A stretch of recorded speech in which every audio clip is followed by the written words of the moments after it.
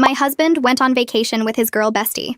So my fiancé Julian just texted me asking if we can meet for dinner tonight because he needs to discuss wedding expectations, and it's important.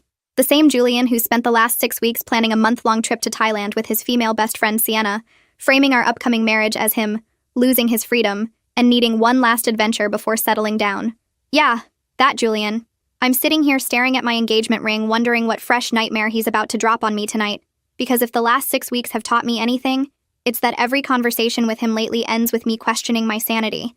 Because honestly, after listening to him quote Sienna's relationship wisdom like she's some kind of guru, after finding their secret text threads calling me jealous and controlling, after watching him book this entire escape with another woman 2 months before our wedding, I'm starting to think this dinner is going to be the breaking point.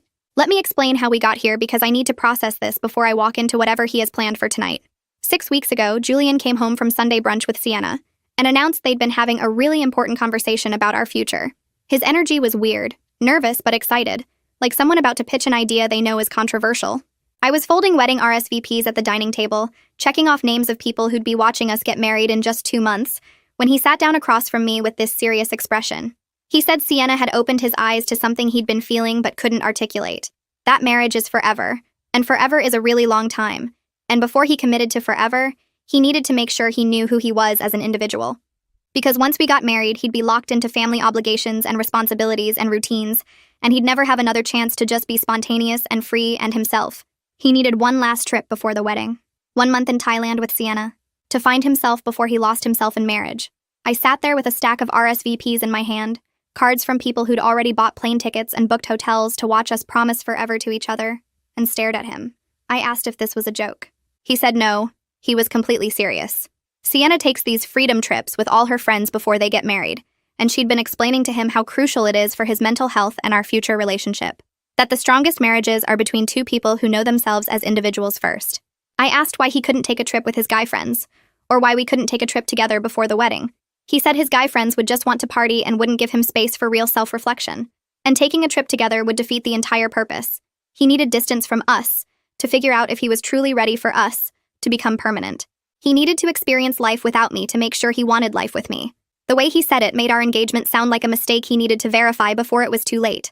Like proposing had been impulsive and now he needed to check his work. When I pointed that out, he got defensive and said I was being dramatic. That engagement is just a promise, but marriage is legally binding, and it's actually really mature of him to want to make sure he's mentally prepared. That most people don't have the self-awareness to recognize their needs before it's too late. Over the next few weeks, the arguments were constant. Every conversation circled back to his trip. He'd already started planning with Sienna. I'd overhear their calls about temples and beaches and full moon parties. They had whole itineraries mapped out.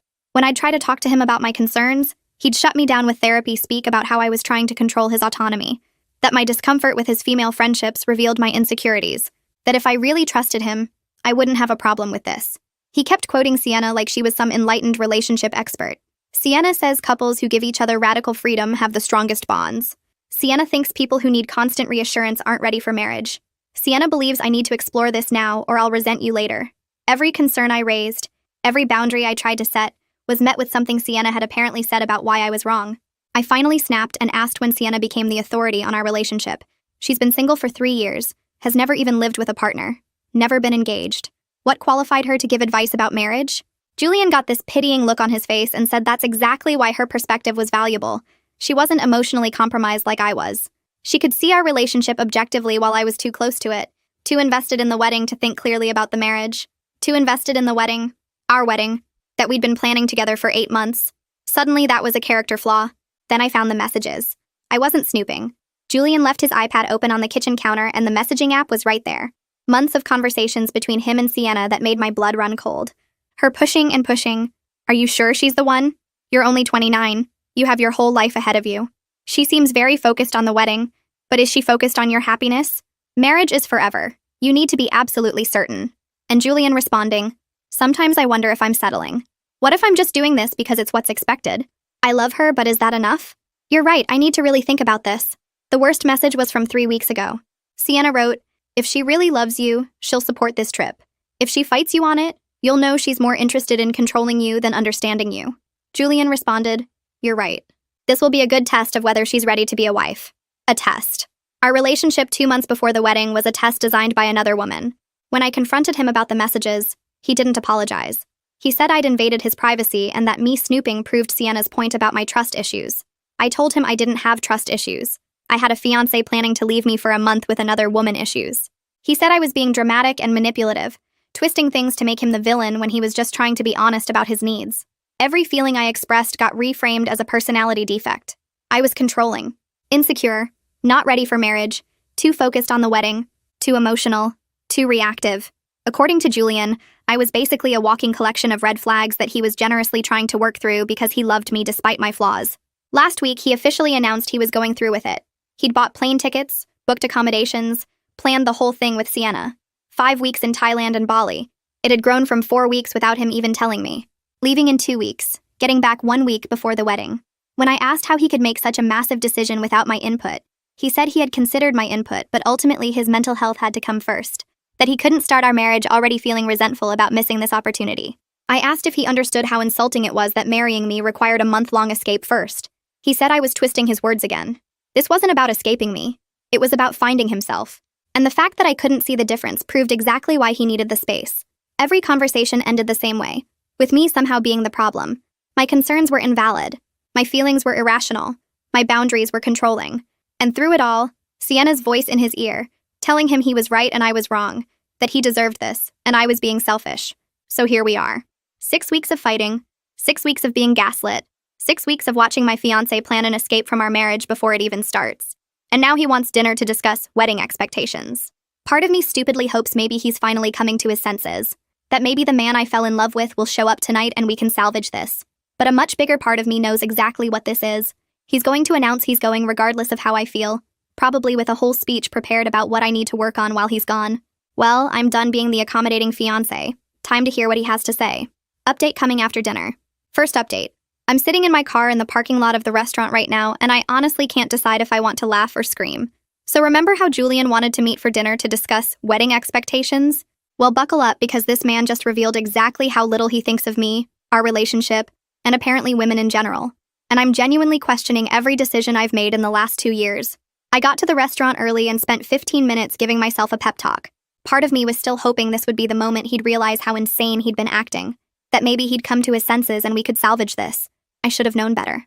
Julian walked in with this confident energy that immediately set me on edge. He kissed my cheek like everything was normal, sat down, and ordered us a bottle of wine like we were celebrating something. When the waiter left, I asked him straight up what this dinner was about. He leaned back in his chair and said he'd been reflecting a lot on our relationship and our upcoming marriage. I was nervous because his tone was giving the therapist explaining things to difficult patients. He said that our recent disagreements about his trip had revealed some concerning patterns in my thinking that he felt we needed to address before moving forward with the wedding. I asked what patterns he was talking about.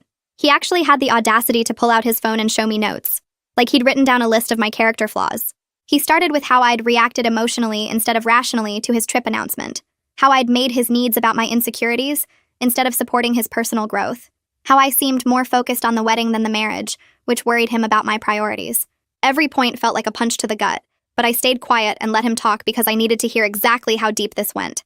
Then he got to the real point of the dinner.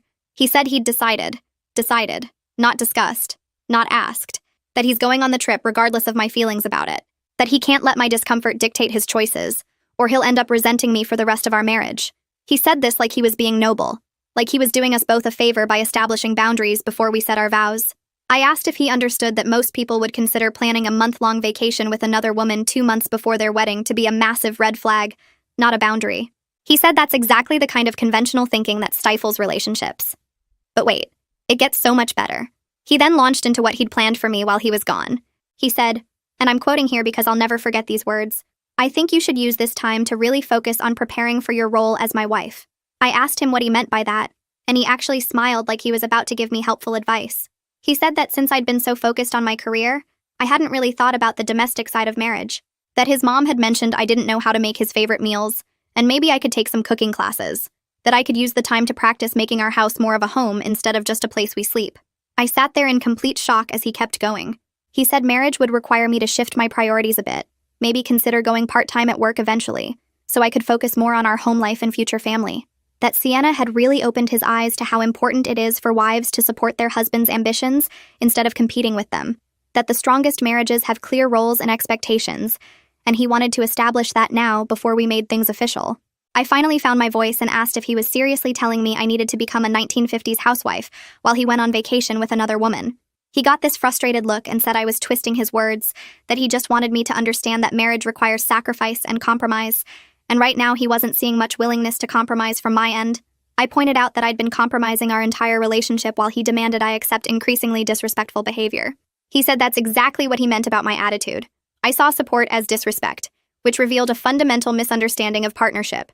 Then came the line that made me realize I was talking to a stranger. He said, and I quote, "Supportive wives don't question their husband's female friendships. If you can't handle me having close women friends, you're not ready for marriage. Part of being a wife is trusting your husband completely and not creating drama where none exists." I asked him how he'd feel if the roles were reversed, if I announced I was taking a month-long trip with a male friend 2 months before our wedding, told him to use the time to work on being a better husband, and suggested he go part-time at work to support my career better. The look on his face was everything I needed to see. For just a second, his mask slipped, and I saw pure outrage at the idea of me doing exactly what he was demanding I accept from him. But he caught himself quickly and said that would be different because men and women have different relationship needs. That women are naturally more nurturing and home-focused, while men need more freedom and independence. That comparing our situations wasn't fair, because the dynamics are fundamentally different. I told him that was the most sexist thing I'd ever heard him say. He said it wasn't sexist, it was biological reality, and the fact that I was offended by basic gender differences showed how influenced I'd been by modern feminist nonsense that was destroying healthy relationships. I couldn't even respond to that. I just sat there staring at this man I'd agreed to marry, wondering when he'd become this person, or if he'd always been this way, and I'd just been too blind to see it. He took my silence as agreement and kept going. He laid out exactly what he expected from the next 2 weeks before he left. I'd stop complaining about his trip. I'd work on my domestic skills and my attitude. I'd think seriously about my career trajectory and how it would fit into our marriage. And I'd apologize to Sienna for being unwelcoming and hostile toward his friendship with her. Apologize to Sienna, the woman who'd been poisoning my relationship for months. The woman who'd convinced my fiancé that I was the problem. I asked if he was joking. He said he was completely serious, that Sienna had been nothing but supportive of our relationship, and I'd treated her terribly just because I was jealous and insecure. That part of growing up and being ready for marriage meant acknowledging when you're wrong and making amends. I asked about the logistics of our relationship while he was gone. Would we talk every day? Would I be involved in any decisions about the wedding? What was the plan? He got uncomfortable and started hedging. Said he couldn't promise daily communication because he needed true separation to really think. Said I should handle the wedding details myself since I clearly cared about them more than he did anyway. Said he'd need flexibility and couldn't commit to specific check-ins because that defeated the purpose of freedom. Then I asked if Sienna would be comfortable with me visiting if I decided to fly out and surprise him. The way he immediately said no told me everything. He stumbled through some excuse about how Sienna wasn't comfortable with me because of how I'd reacted to their friendship, and that bringing that energy into their trip would ruin the whole experience for both of them. So let me get this straight. My fiancé was going on a month-long vacation with a woman who specifically didn't want me around, and somehow I was the problem. I sat back and really looked at him, at this man who was supposed to be my partner, my equal, my future, and all I saw was someone who wanted a maid and a cheerleader, not a wife. Someone who'd rather listen to another woman than respect his fiancé. Someone who thought marriage meant I'd lose myself while he gained freedom. I asked him one last question. Do you even want to marry me? He looked offended and said of course he did. That's why he was trying to work through these issues now. I said it seemed like he wanted to marry a version of me that didn't exist. Someone who'd happily stay home and cook while he traveled the world. Someone who'd never question him or have needs of her own. Someone who'd put his freedom above her own dignity. He said I was being dramatic again, and that this was exactly why he needed this trip. To get clarity on whether I was capable of being the partner he needed. By the time we left that restaurant, he'd made it crystal clear. He was going on this trip in 2 weeks. I was expected to spend the time working on myself. And when he got back, we'd reevaluate whether I'd grown enough to deserve to marry him. Like I should be grateful he was willing to give me a second chance to prove myself worthy. I'm sitting in my car trying to process what just happened. But honestly, I'm not sad. I'm furious. While Julian was busy explaining all the ways I need to change and listing his expectations for what kind of wife I should become, I was making some realizations of my own. He wants freedom? He wants someone to show him what a supportive partner looks like? Well, I'm about to give him a masterclass in both. Tomorrow I'm making some calls and booking some trips of my own. If Julian thinks I'm going to sit at home taking cooking classes and working on my wifely duties while he parties in Thailand with Sienna, he's about to learn exactly how wrong he is. 2 weeks until his trip? Perfect. That gives me 2 weeks to plan mine. The gloves are off. Update coming soon. Second update. You guys, I am having the time of my life right now, and watching Julian's carefully planned manipulation blow up in his face is giving me so much joy. If he wanted to test my boundaries and see how much disrespect I'd tolerate, well, he's about to find out I'm much better at this game than he ever imagined. So the morning after that disaster dinner, I woke up with complete clarity. I wasn't going to argue, I wasn't going to beg, I wasn't going to give him the emotional reaction he was expecting. Instead, I started making some calls. First call was to my boss explaining I needed to use 3 weeks of vacation time starting in 2 weeks. She was surprised but supportive. Second call was to the best travel agent I could find. Third call was to book the trip of a lifetime to Greece, Santorini, Mykonos, and Crete. Solo female adventure, leaving the exact same day as Julian's Thailand trip. When Julian texted me that afternoon saying he was starting to pack and asking if I'd had time to think about what we discussed, I responded with the sweetest message. I have. I've actually been thinking a lot about freedom and personal growth. I'm so glad we had that conversation. He called immediately, probably confused by my tone. I answered cheerfully and told him I'd done some reflecting and realized he was right. We both needed space to figure out who we are as individuals. So I'd booked myself a 3-week trip to Greece, leaving the same day as his Thailand adventure. The silence on the other end was absolutely golden. Then he started sputtering about the wedding planning and vendor meetings and dress fittings. I reminded him sweetly that he'd said I was too focused on wedding details and should focus more on personal growth. So I was taking his advice. The confusion in his voice was delicious. He asked who I was going with, and I said I was going solo, just like he'd taught me about the importance of independence and freedom in relationships. He said that was different because I had responsibilities at home. I asked what responsibilities. The cooking classes he'd suggested. I could learn to make moussaka in Greece just as easily as his mom's pot roast here. By the time we hung up, he was clearly unsettled, but couldn't argue because I was literally doing exactly what he'd told me to do, just not in the way he'd imagined. That evening, I posted my plane tickets to Instagram. Some people get pre-wedding anxiety. I'm getting pre-wedding adventures. Sometimes the best marriages start with 2 people who truly know themselves. Julian called within minutes. What is this supposed to mean? I told him I was just being supportive of his philosophy about freedom before marriage, that I'd realized he was right about needing space to grow individually. The frustration in his voice when he couldn't quite call me out without being a hypocrite was chef's kiss perfect. The next 2 weeks were gold. Julian kept sending me updates about his packing like I was supposed to care. Photos of his suitcase, his new travel backpack, questions about whether he should bring his nice shoes. I responded to each one with increasingly pointed comments. Make sure to pack sunscreen for those beach clubs with Sienna. And don't forget nice outfits for all those sunset dinners. He couldn't tell if I was being supportive or sarcastic, and it was driving him insane. Then the departure day came. Julian and I both left for the airport. Him for Bangkok, me for Athens. The look on his face when he saw my packed bags was priceless. He'd clearly hoped I'd come around and see him off like a good little fiancé. Instead, I was calling my own ride, bright-eyed and excited for my own adventure. The first 2 days, I posted gorgeous content from Santorini. White buildings against blue sky, incredible sunsets, wine tasting, exploring villages. Meanwhile, Julian was posting typical tourist stuff. Temples, street markets, him and Sienna making goofy faces at the camera. Then on day 3, everything shifted. Julian's posts turned into full-on beach club party content. And Sienna was in almost every photo wearing almost nothing. Photos of Sienna in a tiny red bikini at an infinity pool, both of them holding cocktails. Sienna in a neon pink string bikini on a boat. Beach club pictures where she was practically draped over him in a barely there white swimsuit. Pool party shots, her in different bikinis every day. Orange, yellow, black, each one more revealing than the last. My best friend Mara was screenshotting everything and sending it to me with skull emojis. Is he serious right now? She's basically in lingerie in half these photos. And he was worried about you learning to cook moussaka with a local chef? One particularly memorable post showed them at a rooftop bar at sunset. Sienna in a black bikini with a sheer sarong, leaning against him while they watched the view. Caption: Living our best lives. Another showed her in a leopard print bikini lying on a beach daybed next to him. Then came the one that made Mara lose it. Sienna in his hotel bathrobe on their balcony, coffee cup in hand. Caption: Room service breakfast just hits different when you're living freely. But I didn't comment on his posts. I was too busy actually living my best life. On day 3 in Santorini, I wandered into this family-owned restaurant overlooking the caldera. The owner's grandson, Nico, took my order. We started talking, and I ended up staying for hours, talking to him and his grandmother, Yaya Katerina, about the island, about food, about life. He offered to show me some hidden spots the tourists never see. Over the next few days, Nico became my guide and my friend. We explored hidden beaches. He taught me to cook traditional dishes in his grandmother's kitchen. We talked for hours about everything and nothing. And I started posting about it, but tastefully. Photos of the cooking lessons, beautiful scenery, moments with Yaya Katerina, everything real and authentic and fully clothed, unlike the softcore resort wear catalog Julian was posting. The contrast was stark. His posts looked like a spring break MTV special.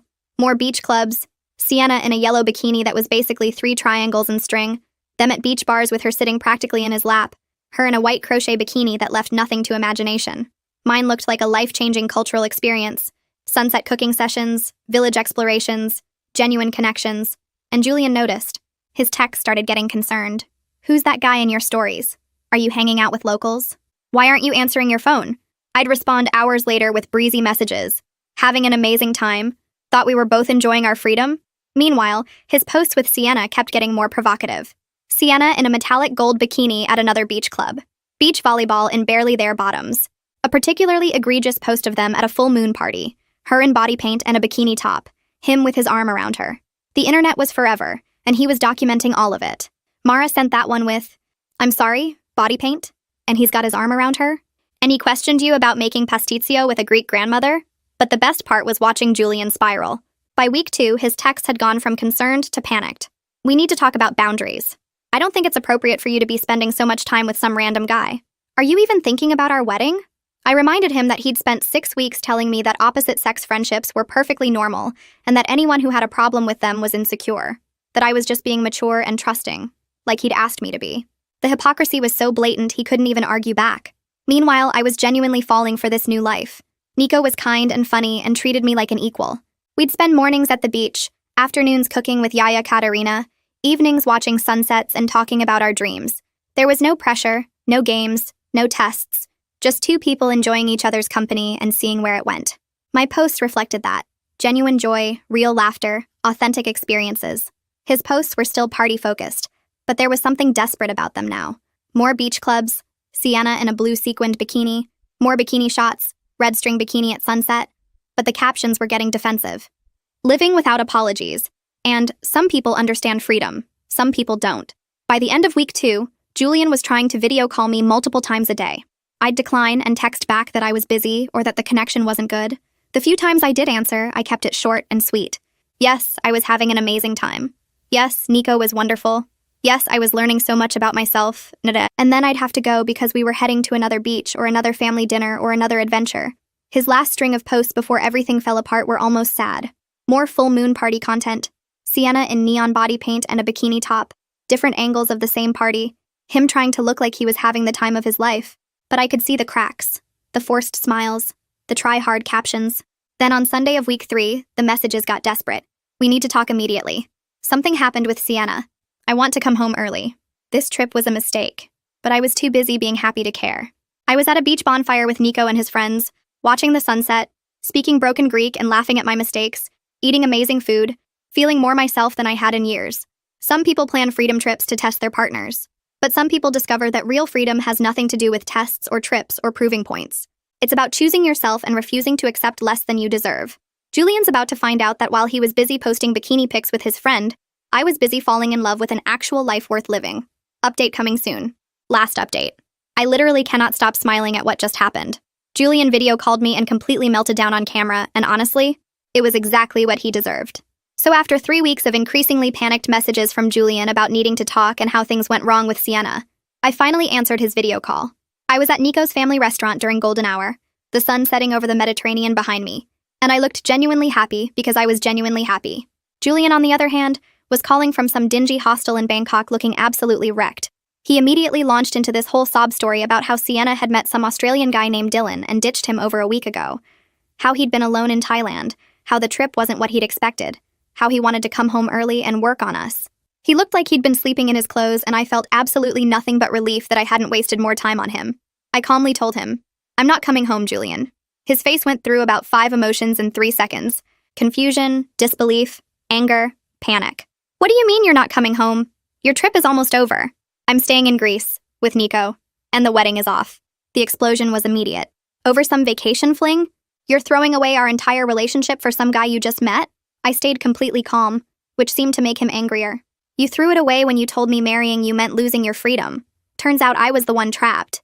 Greece didn't just give me freedom, Julian. It gave me clarity." He started sputtering about how we could work through this, how his trip was a mistake, how he'd been wrong. I cut him off. I've spent 3 weeks with someone who treats me as an equal, who doesn't think supporting me means silencing myself, who doesn't need to run away to another country with another woman to figure out if he wants me. The contrast is pretty stark. That's when he shifted to anger. Started yelling about how I was being vindictive and irrational, how I was throwing away 2 years over nothing, how I'd planned this whole thing to hurt him. I reminded him that he'd literally told me to work on myself while he was gone. So I did. I worked on remembering what it felt like to be valued. And you know what's funny, Julian? I've been more productive working remotely from Greece than I ever was listening to you tell me I should go part-time. Turns out I didn't need to sacrifice my career. I needed to leave you. He completely lost it then, screaming about how Nico was probably just using me, how I was being naive, how I'd regret this, all while looking like he hadn't showered in days, sitting in a hostel bed, alone because his best friend had abandoned him. Speaking of using people, I said sweetly, how's Sienna? Oh wait, she left you for Dylan. Or did she? Because I'm curious, Julian, does Dylan even exist? The look on his face told me my suspicion was right. There was something he wasn't saying about Sienna's disappearance, but I didn't need to know the details. I just needed to be done. Here's what's going to happen, I said calmly. You're going to handle canceling all the wedding vendors. You're going to tell everyone why the wedding is off. And you're going to leave me alone to live my life. He tried one last manipulation. Get over yourself, Isla. I'm giving you one last chance to stop being ridiculous before we're done. I actually laughed. Julian, we've been done since you told me to learn to cook while you partied with another woman in bikinis. I just needed 3 weeks in Greece to remember what I deserve. And it's not this. While you were posting thirst traps with Sienna at beach clubs, I was building something real. While you were testing my loyalty, I was discovering I deserve someone who never makes me prove my worth. While you were finding yourself, I was finding someone who never made me feel lost. I could see movement in the background of his video. Good. Let whoever was there hear this. Enjoy explaining to everyone how you threw away your fiancé for a freedom trip, how you chose your single friend's advice over your partner, how you posted bikini photos with another woman 2 months before your wedding and then got mad when I actually took your advice about independence. Then I hung up while he was still trying to respond, blocked his number, turned to Nico, who'd been pretending not to watch from across the restaurant. He came over and I kissed him, properly, for the first time. And it felt like coming home in a way my actual home never had. My phone exploded with messages from friends and family after Julian apparently started calling people to tell his version of the story. But Mara had already been group texting everyone screenshots of his bikini-filled Thailand posts and my message about him wanting me to learn to be domestic while he was gone. The support was overwhelming. 3 days later, Mara sent me the tea I'd been waiting for. Sienna wasn't some innocent friend. She was a con artist who'd been running a long game. There was no Dylan. She'd drained Julian's bank account, maxed out his credit cards, and stolen his passport before disappearing. He'd been stranded in Bangkok for 2 weeks, had to call his parents for emergency money to get home. The police report Mara found online revealed Sienna had done this to multiple men. Fake identity, fake friendship, real theft. Julian had literally thrown away our relationship for a scammer who saw him coming from a mile away. I sent Mara back. He really threw away a real woman for a literal criminal? The universe has a sense of humor, Mara added. And all those bikini photos are still up. The internet is forever. Everyone can see him draped all over a known scammer. Apparently, Julian's parents had asked about me, devastated they'd lost me as a future daughter-in-law. His mom had told Mara I was the best thing that ever happened to him. But I was already gone, already building a new life. 3 months later, mutual friends reported Julian was back home living with his parents, broke, trying to rebuild his credit, and dealing with the humiliation of everyone knowing he got scammed by his best friend. 6 months later, I'm still in Greece. Extended my visa, working remotely for my company, helping out at Nico's family restaurant when I can, learning Greek from Yaya Katerina, cooking family recipes, integrated into village life. I'm happy in a way I didn't know was possible. My last Instagram post was simple. A photo of me and Nico at a beach bonfire. Genuine laughter, surrounded by friends. Caption, chose freedom. Found myself. Never settling again. Mara commented, from almost bride to Greek island goddess. This is what choosing yourself looks like. To anyone dealing with someone who thinks they can test you, manipulate you, or make you smaller to fit their vision, don't argue. Don't beg.